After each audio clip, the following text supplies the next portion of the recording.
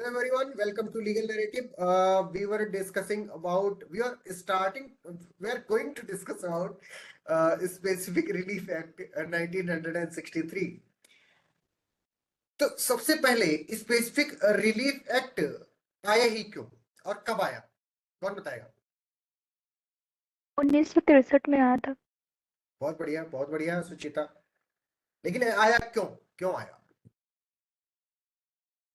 बेटा? ये इसलिए आया क्योंकि हर चीज को डैमेजेस दे करके उसको उसकी भरपाई नहीं की जा सकती। ठीक है, हर चीज का डैमेजेस दे करके उसकी भरपाई नहीं की जा सकती, इसलिए स्पेसिफिक परफॉर्मेंस करवाना बहुत जरूरी है। जैसे किसी दिन किसी ने मतलब चाहे मजाक में ही कहा था कि सर आप एंटीक पीस हैं। तो एंटीक पीस जैसे मेरे जैसा कोई एंटीक पीस, ठीक है, तो उसको अगर कुछ होना होगा तो सिर्फ उसी को हो सकता है ना, कोई दूसरा उसका सब्स्टिट्यूट नहीं हो सकता। ठीक है, तो अगर मैं किसी चीज को डिनाई कर रहा हूं तो मेरे खिलाफ स्पेसिफिक परफॉर्मेंस करवाया जाएगा। समझ पा रहे हो सब लोग? एक एग्जाम्पल है, वैसे पर्सनल उसका वो नहीं होता है स्पेसिफिक परफॉर्मेंस। ठीक है, तो जो specific performance of contract, sorry, specific relief act है बेटा, सबसे पहले लिखो इस चीज को कि it is a procedural law. It is a procedural law. It is a procedural law. इसका ऑब्जेक्टिव क्या है? इसका ऑब्जेक्टिव है to ensure the enforcement of the obligations rather than mere compensation. Mere compensation से बेटा हर चीज सॉल्व नहीं की जा सकती। मेयर कंपेंसेशन से हर चीज सॉल्व नहीं की जा सकती। ठीक है, to ensure the enforcement of the obligation rather than compensation.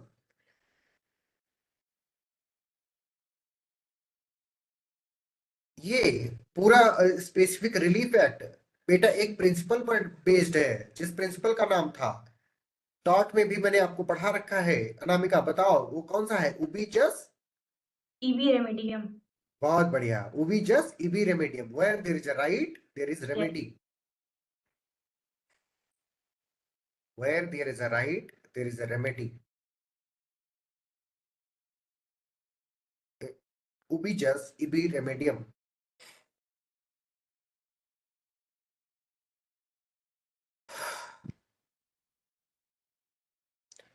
बेटा जहां पर मॉनेटरी कंपेंसेशन, देखो हर पैसा कहते हैं ना कि पैसा हर चीज का इलाज नहीं हो सकता, बात तो ठीक है। पैसा मेजॉरिटी ऑफ चीजों का इलाज हो सकता है। ठीक है, लेकिन लेकिन एक समय आने के बाद में कि ये मॉनेटरी कंपेंसेशन बेटा जो होता है वो इनएडुकेट हो जाता है। क्या हो जाता है? वो इनएडुकेट हो जाता है। ऐसे सिचुएशंस में हमको उस चीज का स्पेसिफिक परफॉर्मेंस करवाना जरूरी होता है, स्पेसिफिक रिलीफ लेना जरूरी होता है। इसी इसी चीज को फुलफिल करने के लिए स्पेसिफिक रिलीफ एक्ट 1963 लेकर के आया गया। Is it clear? सबको ये बात क्लियर है? इसमें बेटा ये जो स्पेसिफिक रिलीफ एक्ट है, ये पूरा सब कुछ सिर्फ सिविल राइट को इन्फोर्स कराने का काम करता है, कभी भी पीनल लॉ को इन्फोर्स कराने का काम नहीं करता। इस बात को लिखो, it enforces the civil rights and not penal laws. And not penal loss.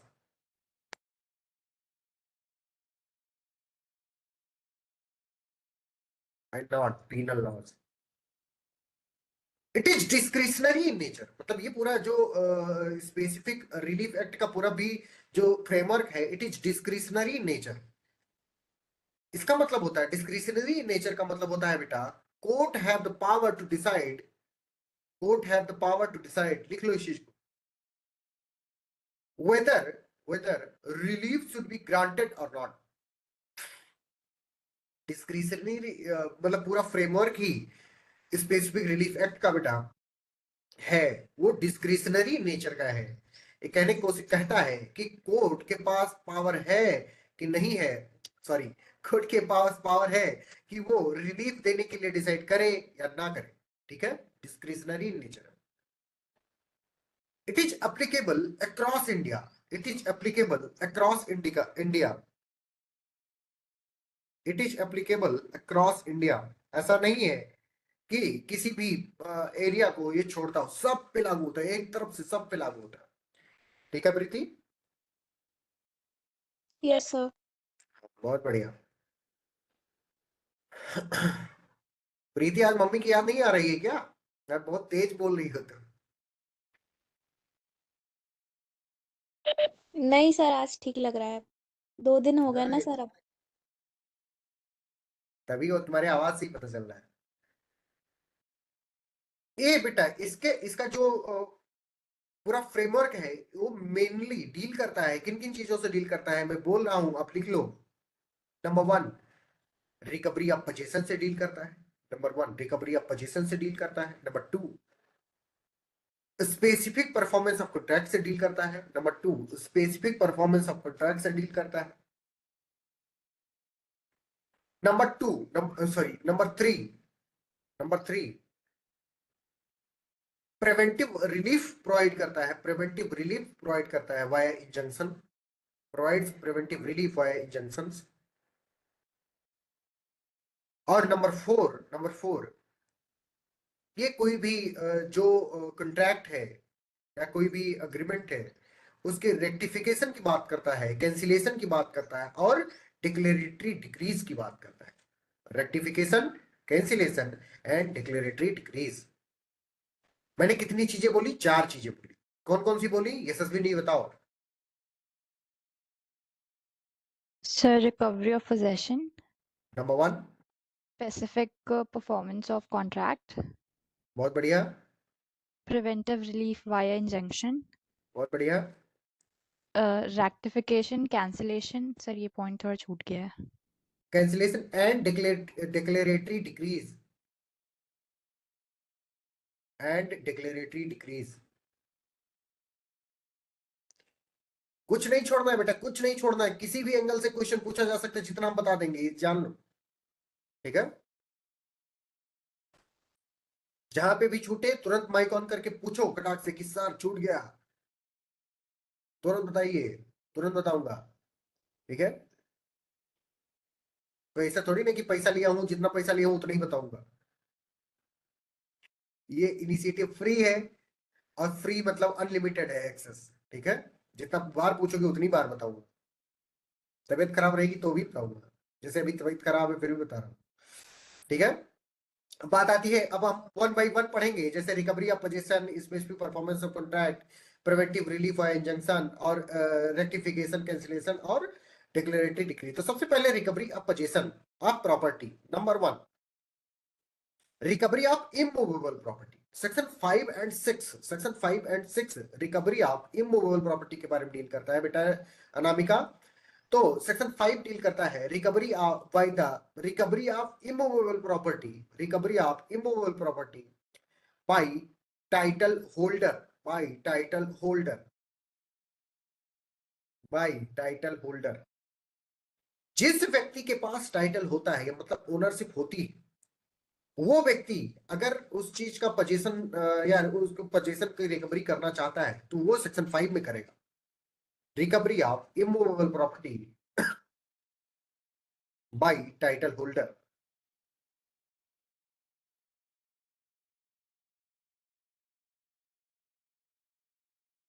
Title holder का मतलब होता है बेटा ओनरशिप की टाइटल का होल्डर, ओनरशिप की टाइटल का holder. A person, a person lawfully entitled to possession, ध्यान से सुनो, a person lawfully entitled to possession of किसकी? Immovable property can recover it, ध्यान से सुनो, can recover it by filing a suit based on only his ownership title. और ये किस सेक्शन में करेगा? सेक्शन 5 में करेगा, सेक्शन 5 में करेगा। तो कौन सी टाइटल के बेसिस पे? ओनरशिप की टाइटल के बेसिस पर करेगा recovery of immovable property by ownership title holder. ठीक है? लिख लिया Preeti? Yes sir. Ownership title में क्या क्या आ सकता है बेटा? जैसे सेल डीड आ सकती है, लीज डीड आ सकती है, ये सब आप क्या करोगे? कोर्ट के सामने ले जा करके रखोगे कि भाई बाप देखो ये है मेरे पास और ये दे नहीं रहे मुझे। ठीक है? Number two, recovery of immovable property by possession, even if you are not, ध्यान से सुनो, even if you are not the owner of the property, immovable property, then also you can recover the possession of that property. लेकिन वो किस section में? Section 6 में। Owner हो तब तो सेक्शन उसमें चले जाओगे 5 में, लेकिन ओनर नहीं हो और फिर भी पजेसर हो, तो ओनर ना होकर के पजेसर कौन होता है? टेनेंट होता है। तो even a person which dispossessed of immovable property can recover the possession even if he is not the owner। अगर वो ओनर नहीं है तब भी उसको रिकवर कर सकता है, अगर उसको इलीगली डिस्पोजेस कर दिया गया, इलीगली डिस्पोजेस कर दिया गया। ध्यान से सुनो, इलीगली डिस्पोजेस कर दिया गया। लेकिन ये वाला सेक्शन किन किन लोगों के खिलाफ नहीं लगेगा? किन लोगों के खिलाफ नहीं लगेगा? Number 1, no suit can be brought against the government. Government के खिलाफ नहीं लगेगा, गवर्नमेंट के खिलाफ नहीं लगेगा। Number two,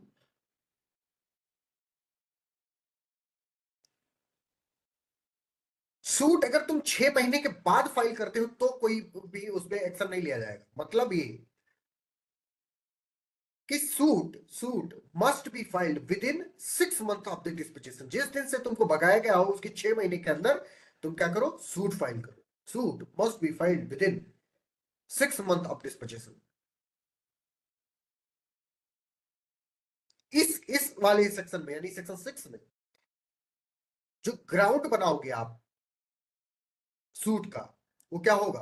unlawful disposition. Unlawful disposition.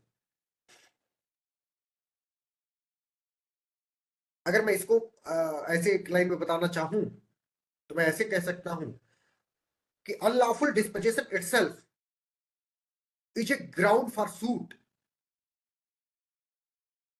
Even, ध्यान से सुनो, इवन इफ द डिस्पोजेसर, जिसने डिस्पोजेस तुमको किया है, he has a better title than you। मतलब अगर टेनेंट को, मकान मालिक ने अनलॉफुली डिस्पोजेस किया है, अनलॉफुली धक्का मार के भगा दिया है, तो उसके खिलाफ भी, यानी मकान मालिक के खिलाफ भी सेक्शन 6 में सूट फाइल किया जा सकता है। क्यों? क्योंकि उसको इलीगली धक्का मार के भगाया गया, सॉरी, अनलॉफुली भगाया गया। अनलॉफुल, ध्यान से सुनो, फिर से बोल रहा हूं, unlawful dispossession itself is the ground for suit even if the dispossessor, जिसने भगाया है तुमको, has a better title. Better title किसके पास होगा तुमसे ज्यादा? जो ओनर होगा उसका। ठीक है? एक केस हुआ बेटा, एक केस हुआ, ध्यान से सुनो, सुनो नहीं, लिखो। K Verma versus Union of India. K Verma versus Union of India. इस केस में कोर्ट ने बताया, सुप्रीम कोर्ट ने बताया कि a tenant in possession cannot be dispossessed unlawfully even by the landlord। कविता, जहां पे तुम रूम लेकर के बेटा रहती होगी, उस मकान मालिक को धमकी दे देना कि तुम हमको भगा नहीं सकते हो, मुंह तोड़ दूंगी तुम्हारा। ठीक है? तुरंत केस बताने लगना, के Verma versus Union of India. तो वो कहेगा वो अनलॉफुली नहीं भगा सकता हूं, लेकिन लॉफुली भगा दूंगा तुम। ठीक है? तो ये वाला काम मत कर। रिपीट कर। के Verma versus Union of India बेटा, 1954। अदिति, सर हेल्ड क्या हुआ था वो पूछ रही हूँ। a tenant, ध्यान से लिखो, a tenant in possession cannot be dispossessed unlawfully even by the landlord। दो वर्ड पे बहुत ध्यान देने वाली बात है, अनलॉफुली पे और डिस्पोजेशन पे। लॉफुली डिस्पोजेस कर सकता है, अगर आप मान लो कि रेंट में नहीं दे रहे हो तो आपको धक्का मार के भगाएगा, 4 ठो आदमी भी बुलाएगा। ठीक है? लिख लिया?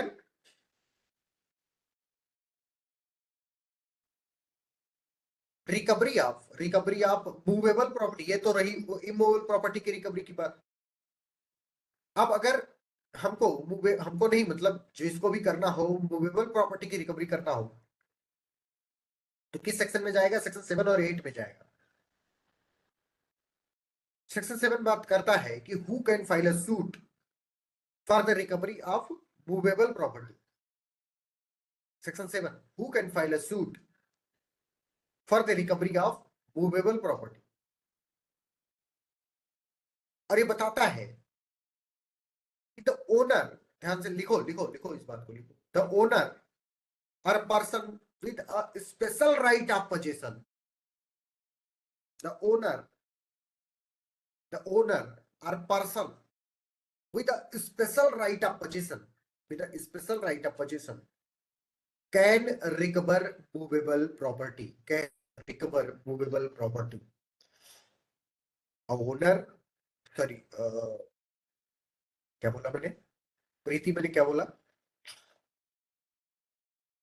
The owner or person with special right of possession can recover, आगे नहीं लिखा। मूवेबल प्रॉपर्टी, बहुत बढ़िया प्रीति, बहुत बढ़िया।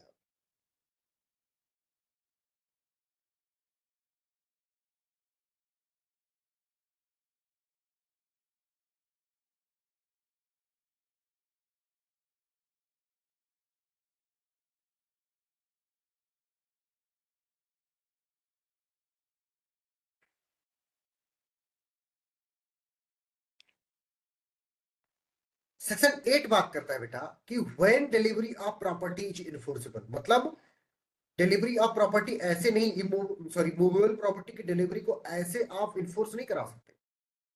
कब करा सकते हो, वो कंडीशन बताते हैं। Number one, a person in possession of the movable property,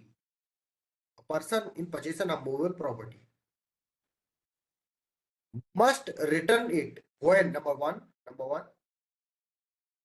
the plaintiff has a right to immediate possession, जब प्लेंटिफ के पास, जो प्लेंट फाइल कर रहा है सेक्शन 7 में, उसके पास राइट टू इमीडिएट पोजीशन हो। Number 2, the property is held by the defendant as an agent और trustee, the property is held by the defendant as a agent और trustee, trustee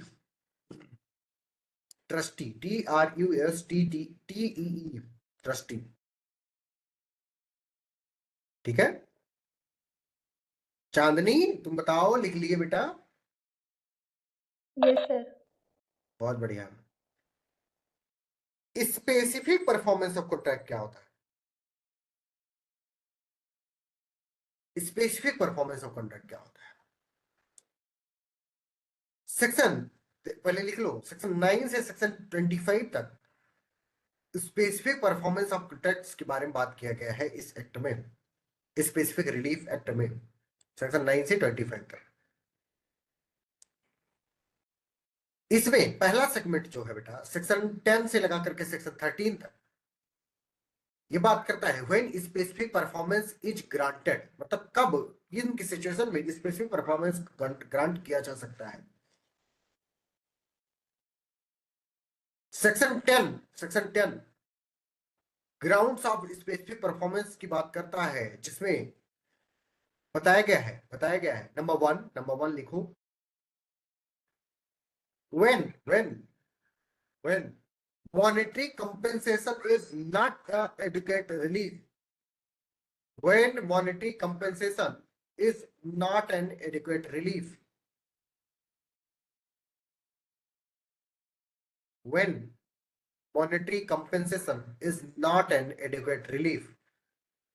Number two,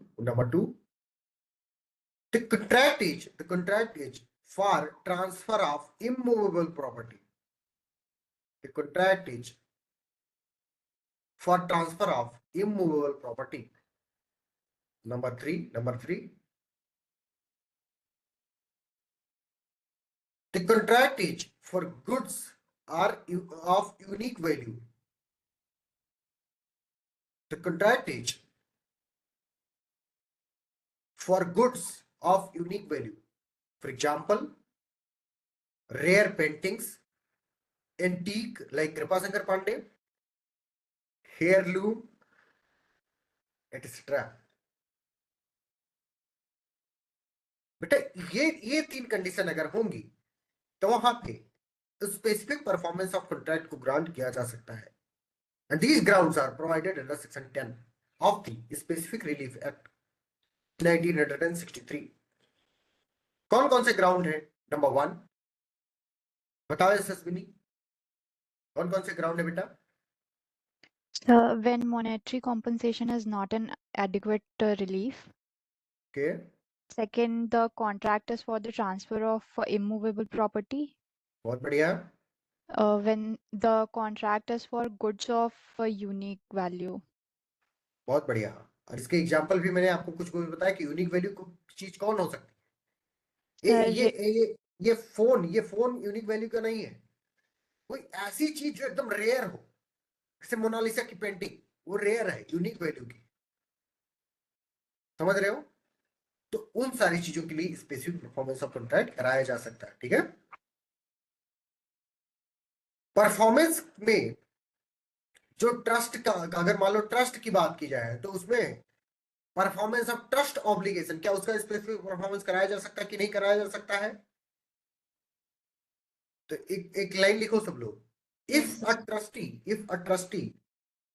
trustee section 11 की बात कर रहा हूं। If a trustee refuses to perform a contract, if a trustee refuses to perform a contract,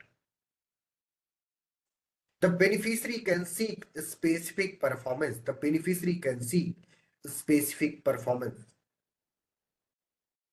If a trustee refuses to perform a contract, the beneficiary can seek specific performance. तो अगर question अगर आपसे पूछा जाएगा कि क्या trust obligation को perform कराने के लिए स्पेसिफिक परफॉर्मेंस सीख किया जा सकता है, तो the answer is yes. If the trustee refuses to perform the contract, then beneficiary can seek for the specific performance. ठीक है अदिति, लिख लिया बेटा? Yes, sir.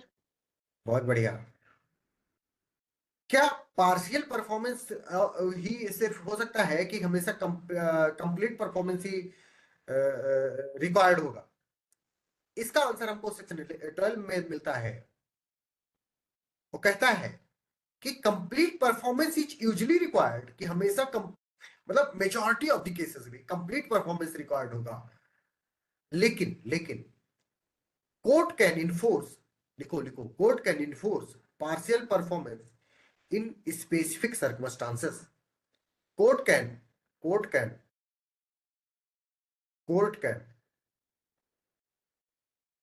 Enforce partial performance in specific circumstances.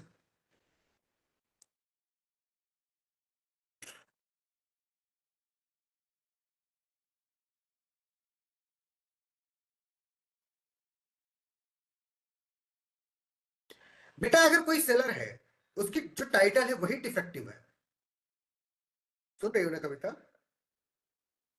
Yes, sir.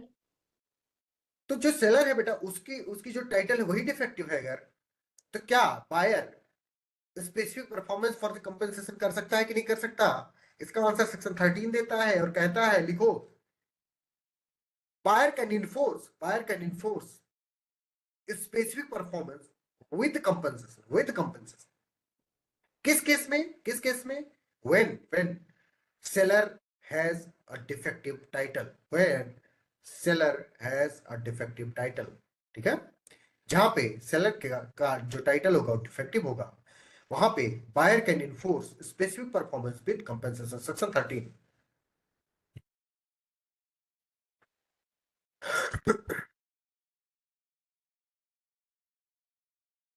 किन सिचुएशन में specific performance नहीं grant किया जाएगा, वो प्रोवाइड किया गया है सेक्शन 14 और section 16, section 14 and section 16।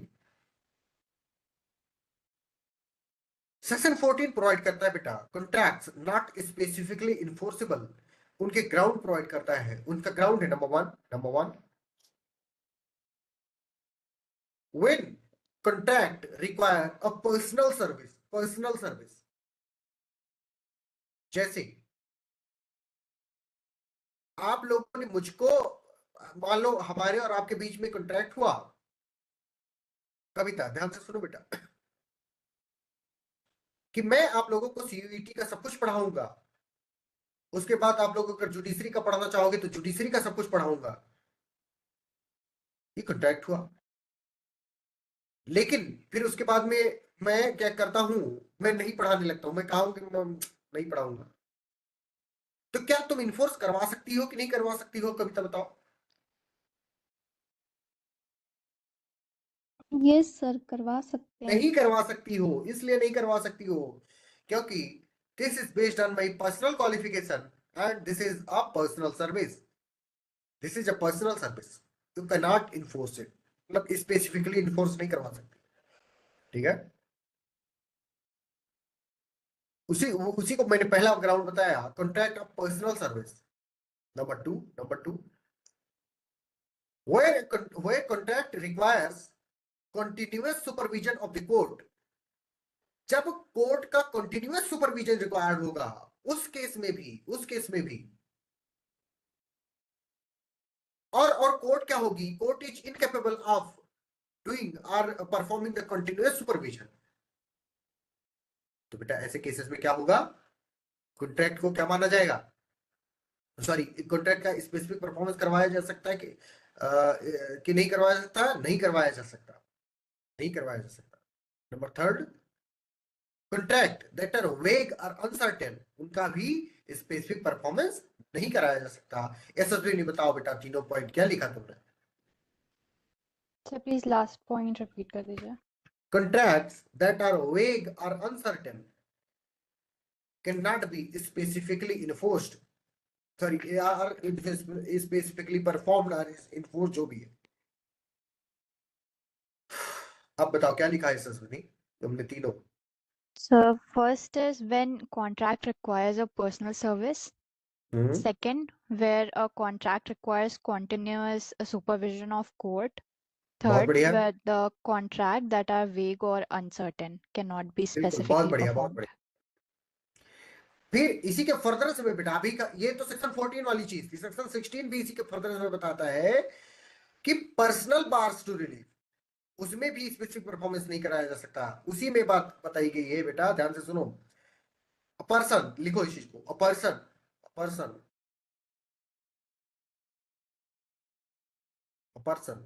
who has not performed their own obligation, who has not performed their own obligation under the contract cannot seek specific performance। वो स्पेसिफिक परफॉर्मेंस सीख नहीं कर सकता। अगर दो लोगों के बीच में, मेरे और कविता के बीच में मान कॉन्ट्रैक्ट हुआ, कविता ने अपना पार्ट परफॉर्म नहीं किया तो मैं भी नहीं परफॉर्म किया। अब ये दौड़ी दौड़ी कोर्ट के पास गई कि मैं स्पेसिफिक परफॉर्मेंस का सूट फाइल कर दूंगी, कोर्ट वाला इनको थप्पड़ मार के भगाएगा कि बहनी तुमको तुम्हारा नहीं सुना जाएगा, तुम जाओ। ठीक है, ये कौन सा सेक्शन कहता है, सेक्शन 16, कि when a person who has not performed their own obligation under the contract cannot seek specific, वो सीख नहीं कर सकता। ठीक है, बात आती है कि who may obtain specific performance against whom। इसके बारे में सेक्शन 15 और सेक्शन 19 बताता है। सेक्शन 15 बताता है कि who may seek specific performance. Section 15 बताता है कि who may seek specific performance, मतलब स्पेसिफिक परफॉर्मेंस कौन कौन से लोग सीख कर सकते हैं। Number one the parties to the contract, number one the parties to the contract. Number two the legal representative of the parties. Number three transferees in good faith, number 3 transferees in good faith, transferees in the good faith। प्रीति मैंने क्या कौन तीन लोगों का नाम बताया जो specific performance सीख कर सकते हैं बेटा। The parties to the contract and बहुत legal बढ़िया, representative of parties. Third, transferee in the good faith. बहुत बढ़िया। सेक्शन 19 बताता है against whom specific performance can be enforced, और उसमें बताया गया है number one party to the contract, number one party to the contract, number two legal representative of the party, number two legal representative of the party. ठीक है, section 19 बताता है कि against whom specific performance can be perform, and it says number one the party to the contract and number two the legal representative of the party।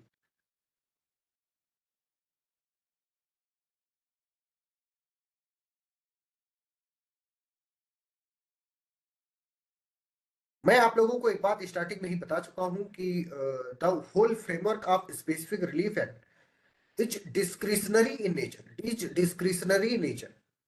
कोई जरूरी नहीं कि the ground of specific performance if they exist the court can grant, मतलब खाली grant कर ही दे, नहीं नहीं, ऐसा जरूरी नहीं है। इवन इफ, ध्यान से सुनो, even if a case is fit for the specific performance, the court may refuse to grant relief based on the equity and justice। मना कर देगी, भगा देगी, आपको थप्पड़ मार देगी, ठीक है।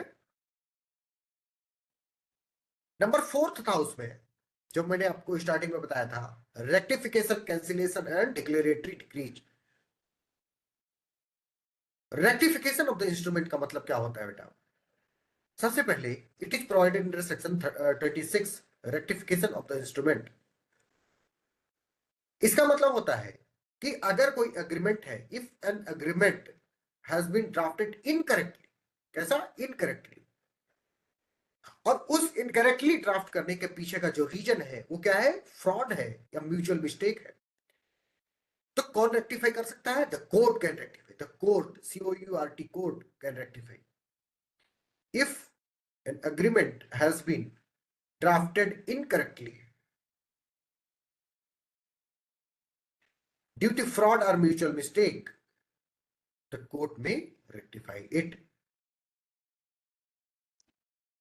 Cancellation of the instrument क्या होता है? It is, सबसे पहले it is provided under section 31।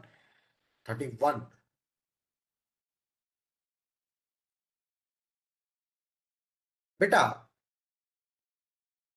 जब कोई कंट्रैक्ट वाइड या वाइडेबल होता है तो पार्टीज कोर्ट के सामने जाके चिल्ला के, छाती पीट पीट करके कहेंगे कि इसको कैंसिल कर दीजिए, तो इसको कैंसिलेशन कहते हैं। जब कोर्ट कैंसिलेशन ऑर्डर पास करता है या वाइड कहता है कि वाइड हो गया या वाइडेबल है, वाइडेबल भी वाइड होता है अल्टीमेटली, तो उसको हम कैंसिलेशन कहते हैं, कैंसिलेशन ऑफ इंस्ट्रूमेंट कहते हैं। It is provided under section 31।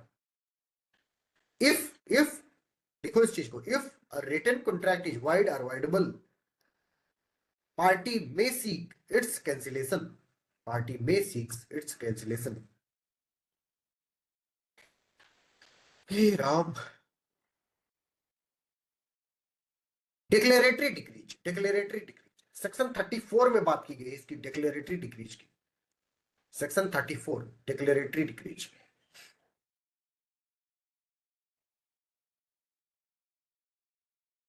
जब किसी पार्टी को किसी लीगल स्टेटस या राइट को डिक्लेयर करवाना होता है,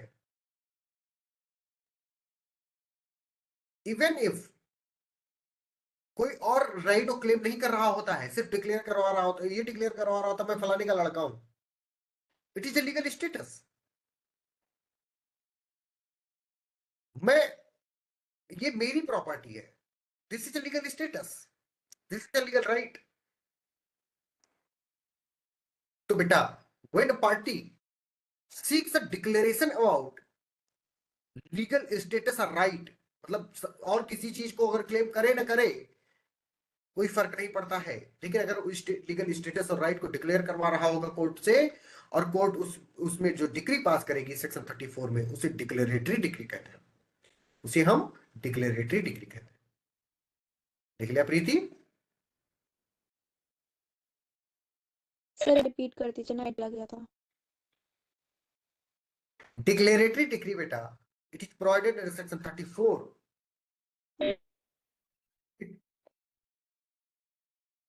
It says a party can seek a declaration about their legal status or right, even if no other relief is claimed, even if no other relief is claimed। Anamika, तुमने लिख लिया बेटा? Yes, sir. Injunctions की बात मैंने की थी, injunctions की। Injunctions are provided under section 36 to section 44, sorry 42, section 36 to section 42। The specific performance of specific relief act talks about 3 types of injunctions. Number 1, temporary injunction, section 37, section 37 temporary injunction.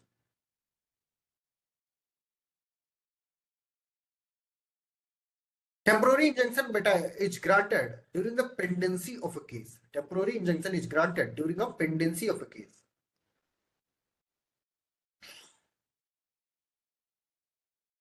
Number 2, perpetual injunction, section 38. Granted to prevent violation of a legal right and it is permanent in nature. Perpetual injunction, section 38.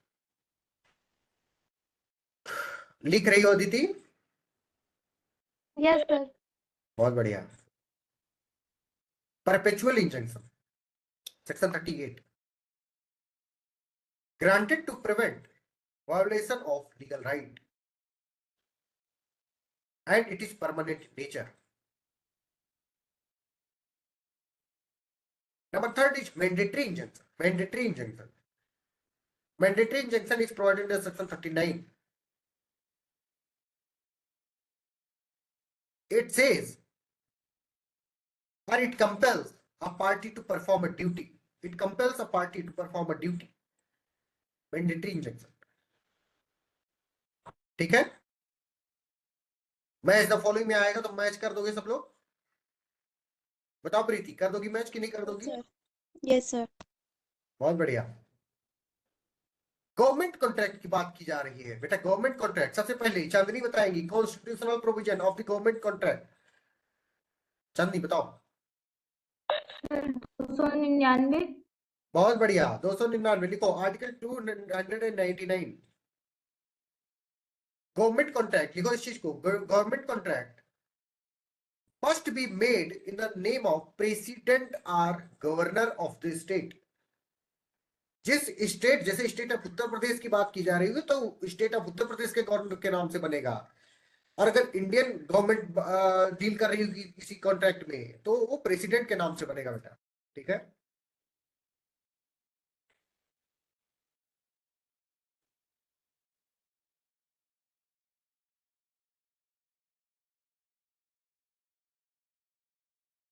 Government contract बेटा कितने तरीके के हो सकते हैं? तो 2 तरीके के होते हैं government contract. Number 1 statutory contract होता है।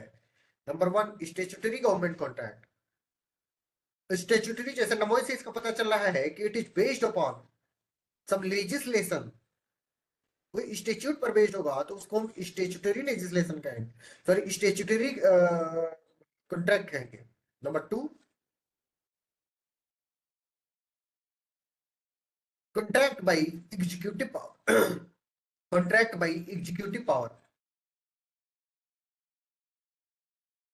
When there is a direct agreement, when there is a direct agreement made by the government, उसको हम क्या कहते हैं? उसको बेटा क्या कहते हैं? contract by executive power.